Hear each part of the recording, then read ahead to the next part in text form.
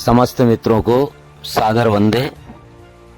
आज हम आए हैं एक ऐतिहासिक और प्राचीनतम नगर जिसे आजकल खुलताबाद कहा जाता है।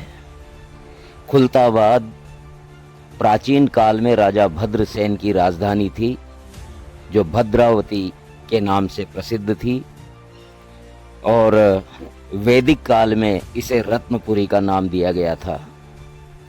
रत्नपुर के नाम से ये वैदिक काल में भी अस्तित्व में था।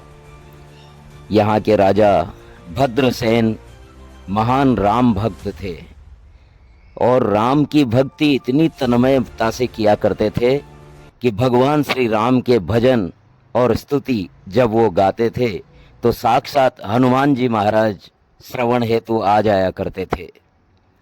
स्थानीय मान्यता के अनुसार एक बार जब महाराजा भद्रसेन स्तुति कर रहे थे वह अपने आराध्य राघवेंद्र सरकार की, तो हनुमान जी इतने मस्त हो गए कि उनकी समाधि लग गई और इसी स्थान पर भगवान हनुमान जी शयन मुद्रा में स्थित हैं, जो राजा भद्रसेन के नाम पर भद्र मारुति नाम से प्रसिद्ध वहाँ जागृत तीर्थ बना हुआ है हनुमान जी का।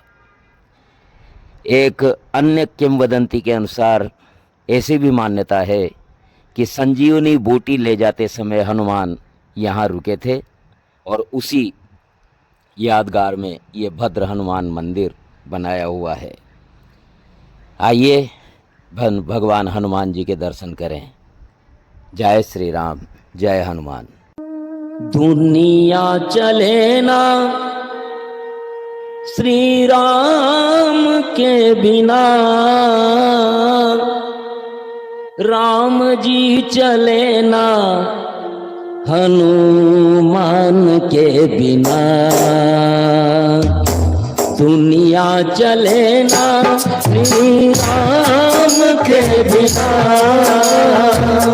राम जी चले ना हनुमान के बिना।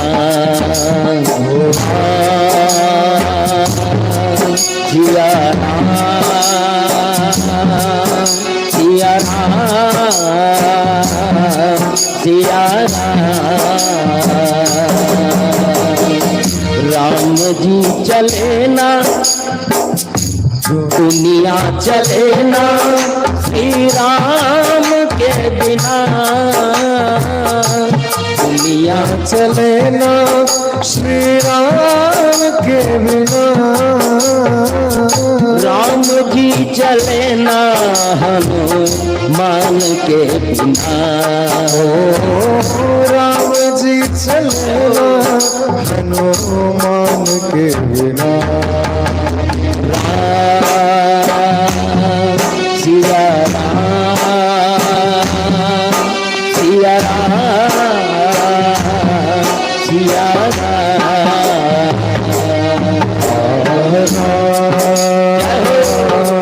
सिया राम, सिया राम, सिया राम। बोलिए बजरंग बली की।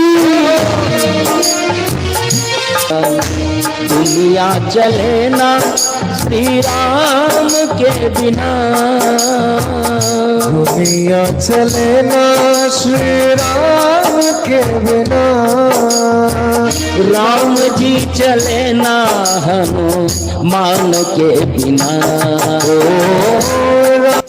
एक बार अपना नाम बता दें। नाम हरि प्रकाश जी जोशी। क्या बात है। और ये कितने साल से इधर रह रहे हैं? ये 17-18 साल हो गए। 17-18 साल से यहाँ शिव मेवाड़ होटल चलाते हैं और भद्रा मारुति के पास में खुलताबाद, जिसका पहले नाम भद्रावती भी था और रत्नपुर बोलते हैं। रत्नपुर भी था। और ये औरंगजेब के बाद से ये इस्लामी नगर हो गया लगभग। बाकी बहुत अच्छा लगा आपसे बात करके। और कभी आओ उधर राजस्थान तो भीलवाड़ा जरूर आना, है ना sir? Okay sir, thank you. जैसे ही हम टैक्सी स्टैंड खुलताबाद पहुँचे तो बाईं ओर दो पहाड़ियों के बीच एक दरवाज़ा बना था। उसमें से सड़क मार्ग महेश माल हिल स्टेशन को जाता है और दाहिनी ओर संकेत पट्ट पर लिखा हुआ था मुगल सम्राट औरंगजेब आलमगीर का मकबरा। औरंगजेब जो मुगल बादशाहों में सबसे बदनाम, क्रूर, आतताई और धर्मांध शासक रहा है, जिसने सन 1658 से 1707 की दीर्घावधि में शासनकाल में अपने पिता शाहजहां को बंदी बना दिया, अपने सगे भाइयों और भतीजों को केवल सत्ता के लिए बेरहमी से मौत के घाट उतार दिया, गुरु तेग बहादुर जी के शीश कटवा दिया, गुरु गोविंद सिंह जी के पुत्रों को जिंदा दीवार में चिनवा दिया। उसी औरंगजेब ने देवगिरी, दौलताबाद और भद्रावती, खुलताबाद के सारी हिंदू पहचान को पूर्णतया मिटा दिया। ये जो छतरी दिख रही है, ये छतरी अभी मस्जिद में अतिक्रमित है और ये इसके कंगूरे और शिल्पकला, पुष्प के निशान ये साबित कर रहे हैं कि ये कभी हिंदू मंदिर का हिस्सा रही होगी। ऐसे ऐतिहासिक कुख्यात बादशाह की कब्र यहाँ है तो प्राचीन भद्रावती नगरी या रत्नपुर के अवशेष भी दृष्टिगोचर हो जाते हैं। चौराहे से कुछ ही अंदर जामा मस्जिद की सफ़ेद इमारत मिली, सामने ही एक प्राचीन दरवाज़ा भद्रावती नगरी के गौरव की गवाह दे रहा था। इस्लामिक नगर में हमने देखा कि ये मुहर्रम की तैयारियां चल रही है।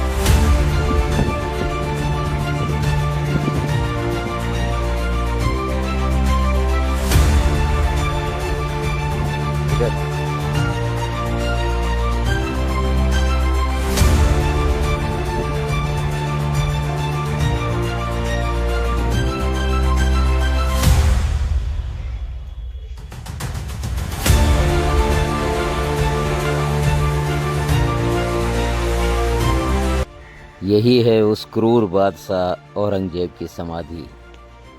इसके नीचे, इसके ऊपर छत नहीं है और साधारण सी समाधि, और इसी को महिमा मंडन किया जाता है कि इतना महान था कि उसने मना कर दिया था कि मेरी समाधि के ऊपर, मेरी कब्र के ऊपर कोई छत न बनाई जाए।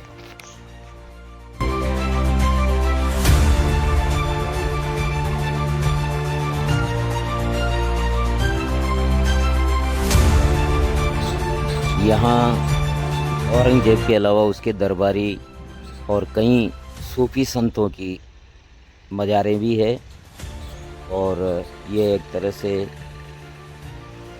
सबकी मज़ारों का समूह है, यानी कब्रिस्तान इसे कहा जाए तो कोई अतिशयोक्ति नहीं होगी।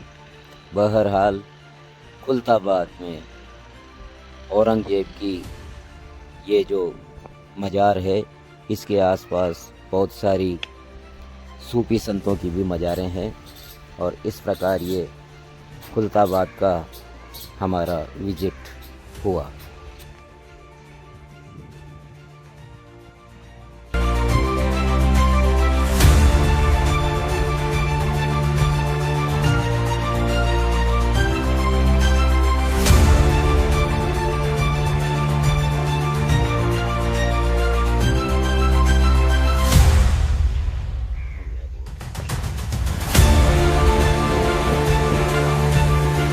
औरंगजेब की मज़ार से बाहर निकलते ही, मकबरे से बाहर निकलते ही सामने एक सूफी संत का एक और मज़ार दिखता है।